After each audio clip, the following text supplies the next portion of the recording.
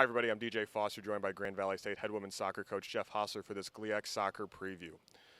Coach, looking forward to the 2016 season. You've obviously been a nice role the last couple of years. Your first two in Allendale as you won back-to-back Division II national championships. Grand Valley State has obviously won the last three national championships and looking for a nearly unprecedented fourth title this year. You have a senior class who has a chance to do something pretty outstanding and rarely done before, winning a national championship in all four of their seasons. How do you guard against complacency? It's something you dealt with last offseason, I'm sure, but you get to do it again here this offseason. Yeah, we've been very fortunate, obviously, with the success that we've had over the years. I think to avoid that, our culture is a very competitive one. We do a lot of things in training competitively. We do things off the field that are competitive. The players we tend to recruit are ultra competitors. I think everyone naturally likes to win, but I think our kids hate to lose, and that drives them on a daily basis. And to avoid that complacency, we do pit them against each other. We do a lot of things with our front five against our back five.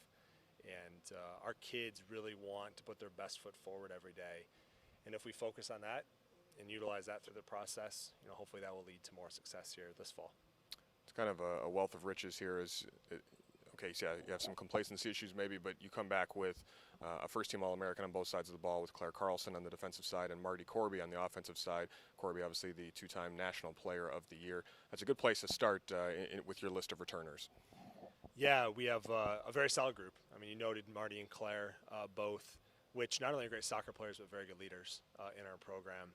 And then you add the three additional seniors in Gabby Giebord, Kendra Stauffer, and Jayma Martin, which will be her second year here as a transfer, but a senior nonetheless. They all bring tremendous talent, tremendous leadership skills in that group. They're all very different personalities on and off the field, which blends for a great mixture on the team and allows our players different avenues to seek, different players to go see and to sort out certain issues or seek guidance. So I'm really, really excited about the leadership group we have in the senior class, followed by some great juniors as well. Yeah, talk about your juniors and some sophomores that you expect to see more playing time, because one of the things that's so amazing about this streak is that you lose players every year. You always go through a senior class, you always lose some great players, great leaders, but you've been able to keep it rolling. Who are some players that are going to fill those voids of players who have graduated the last couple of years? Yeah, Shannon Quinn, as a sophomore, stepped in and did a fantastic job starting every match last year at a new position for her of center back. Looking for her to do the same thing now as a junior. Gabby Mancati has had two pretty good years, now stepping into a more vocal leadership role as a junior. And Danny Johnson's a player that I think's primed for a great junior year.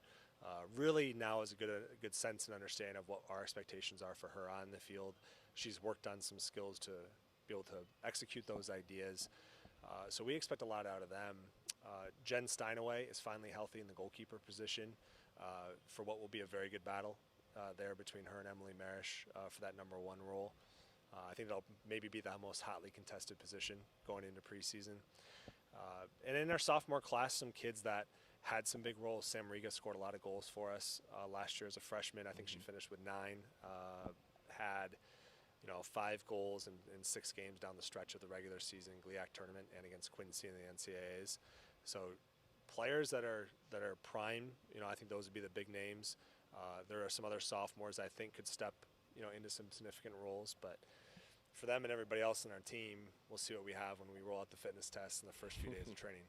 You obviously wear a huge bullseye on your chest, and that hasn't stopped since you took over a couple years ago. What do you see as maybe the biggest strength of this team and one thing that you'll have to work on throughout the year as you look towards the postseason again? Well, one of our strengths is they're battle tested. As you talk about managing expectations, I think they have a good idea and understanding of how to do that. We know we're going to get every opponent's best every time out. They're also a very hungry group still. We're setting out this fall to do some things that have never been done, to win 4 in a row in Division II soccer, to win 6 national championships, which no one else has done. So there's things and clear goals that we have that our kids are still hungry for, but we know none of that's going to be achieved unless we focus on the day-to-day. And I expect Monday, August 15th, fitness tests, first training session, for our kids to be getting after each other and competing and playing with a sense of passion and hunger to be their best, and know that it's going to be a daily focus in order for us to get there. I think you hear that a lot in coaching, but we really do thrive in that type of environment on a daily basis, in being the most prepared in a day-to-day. Maybe it's because you're so battle tested and have been so well prepared and fought through the playoffs so much these past couple of years. But you have quite a tough schedule to start the year. You go on the road for 4 big games, and then you have obviously the rest of your conference schedule. Talk a little about your schedule and how it'll prepare your team for the postseason run. Sure, a great mix on our schedule this year. I thought it was really important for us to go west. Western Washington presented a different style of play in the semifinals a year ago that we hadn't seen. Kids out there on the rosters typically are taller, leaner, stronger, faster, and a very, very technical player. And I thought it was important for our kids to go out there in that environment, travel on a long plane ride, and see how you get off and play. Mm-hmm. And then we come back and we're literally touched down in Allendale for less than 24 hours before we leave again to go out to Minneapolis. And I think Minnesota State is arguably the toughest team to beat on their own field. I think they have probably the biggest home field advantage of anywhere. They play extremely hard there. And if our kids can play, not only survive, but play well in those different environments, it should give us a lot of confidence moving forward in what I think will be a very good GLIAC this year and hopefully beyond. Yeah, and obviously this will be the last year as the GLIAC is currently constructed. Any thoughts on how the GLIAC kind of will shape out? I mean, obviously you've won every GLIAC tournament title and you've been at the top, but how do you see the rest of the league kind of playing out this year? Yeah, Ashland's going to be very, very good this year. So their key players, Deja and Morgan Batingle, will be returning for their junior and sophomore campaigns respectively. 2 very dynamic goal scorers. They went to the GLIAC championship last year, and they played us really well. We were fortunate enough to finish our opportunities often in those matches. I would suspect they're going to be right there at the end of October and November. Ferris had their best season in school history. I think they have seen improvements in different areas each of the last years, and everything kind of came together in 2015. So I think they'll generate a lot of that momentum into success here this coming year. Saginaw, coming off a down year, still returns a lot, and I think you'll see them playing with a big chip on their shoulder and a coach that's very capable of bringing them back to the top of the group in terms of conference play. By and large, though, DJ, I think it's going to be a much better GLIAC this year. I think last year injuries struck a lot of teams. ODU's Ashley Blake went down with an ACL and missed the entire year.